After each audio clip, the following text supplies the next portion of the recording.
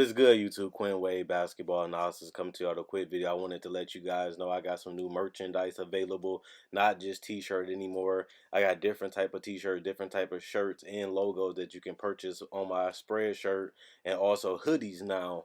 We have expanded and added more to the channel and more merchandise for the brand.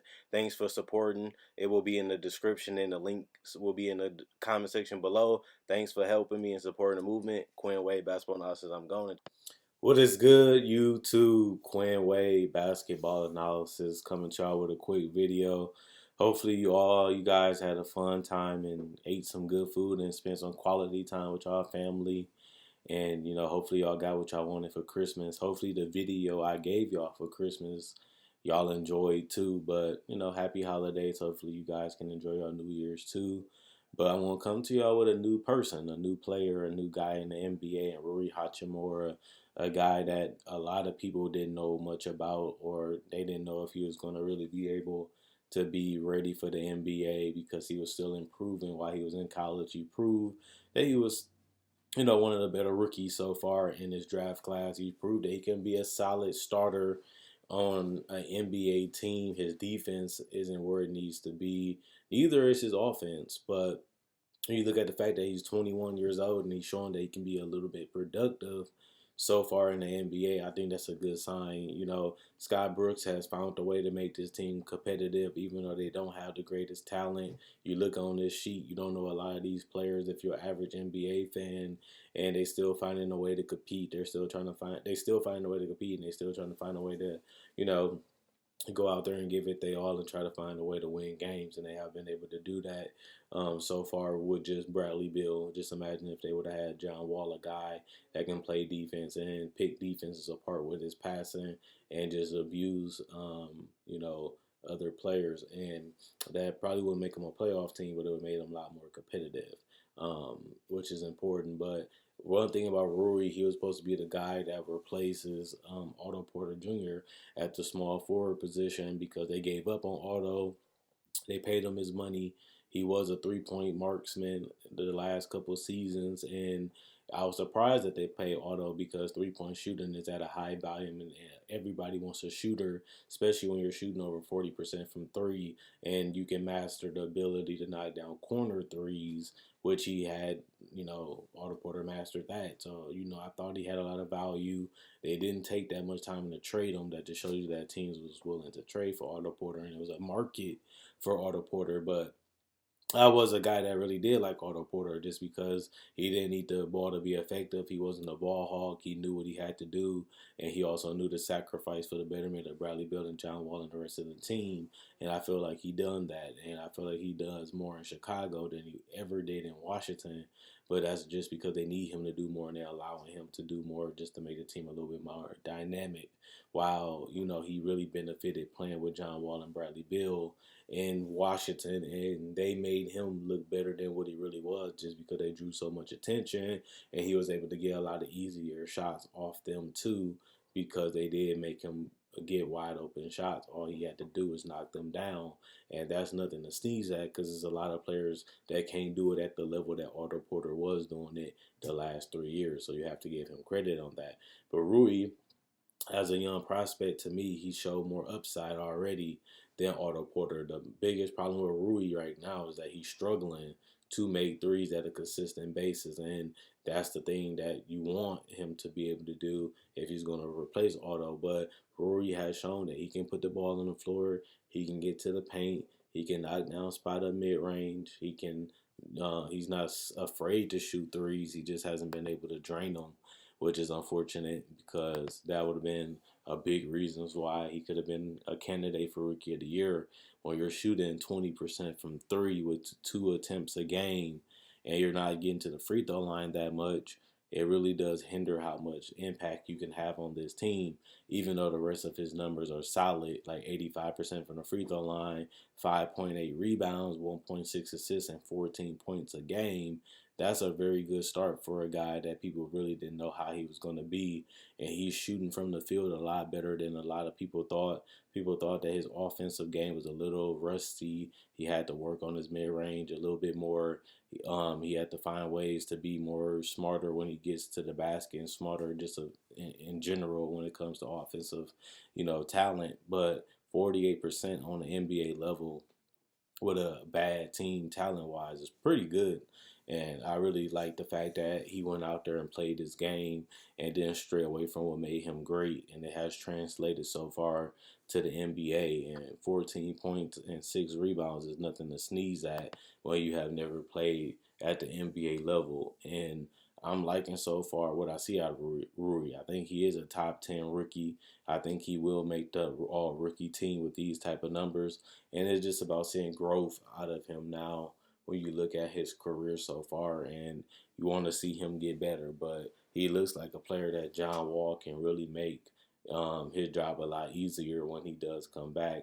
And if they do allow Bradley Beal to stay, because they did give him the extension, but they still can trade him this summer. So we'll see if they keep that duo, one of the best backcourts in the NBA together. And we'll see if John Wall can come back and be a decent player because he's come back off a heel injury and the Achilles injury. We really don't know how he's going to be and how long it's going to take for him to get back to where he needs to be.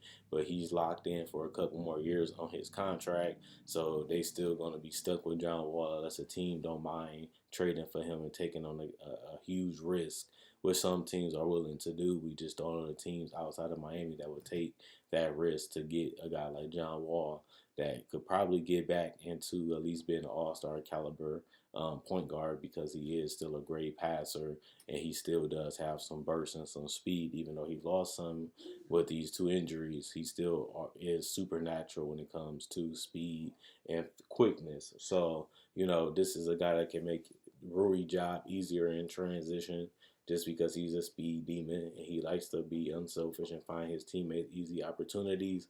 Plus, it will allow Rui to come off some screens and also get him more wide open shots and even some dump offs, and that will increase his field goal percentage, and that hopefully will increase his confidence, which is important in a young player. You want them to be confident. You want them to feel like they're a big part of the team. You want them to feel like they're needed just because they are rookies. And starting a guy at 21 on a team with new teammates and a new coaching staff, and the fact that he's no longer one of the best players on the team anymore, that's hard to do. That's hard to accept. And you got to give credit for Rui for just being a solid player and doing what they ask of him, but also showing potential that he can be a better player overall than Otto Porter. Because, like I'm saying, he's doing a good job. The problem is he's not knocking down the three. If Rui can take at least 4 threes a game and shoot it in the early 30s or the mid 30s, I think that'd be a huge improvement from shooting 1.9 a game to just adding 2 more threes, well, 2.1 more threes. I think that'd be a big difference. And I think that helped his team floor spacing wise. I think that helped out Bradley Beal because then he has a threat that can always be able to knock down that shot.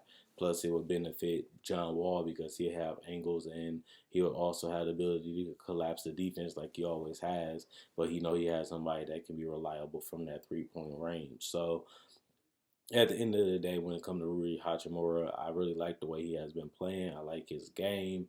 I think he's respectable. He's not the greatest player. He's not the worst player, but he does show that he has a lot more upside offensively, whether it's creating off the dribble, being able to be more of a marksman, and being able to finish a lot more better. I think that he still has a lot of room to grow. But then again, he is a rookie, and he is an older rookie, but he's showing that he can fit in, and he's willing to be the third, the fourth, or fifth option in the starting lineup.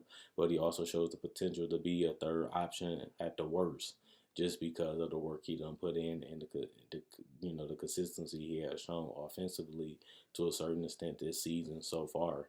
And I'm liking him. I feel like he's impressing me, and I feel like he's playing a lot better than what people actually thought, especially since the beginning of October and November. He's showing improvement, and he's showing that he's a guy that's willing to continue to work. He's continuing to grow. He wants to continue to add to his game, and he's a learner. He's really coachable, and that's important too when you're trying to help him understand the game, but also get the best out of his game and make the team a lot better with his game continuing to evolve and continuing to improve.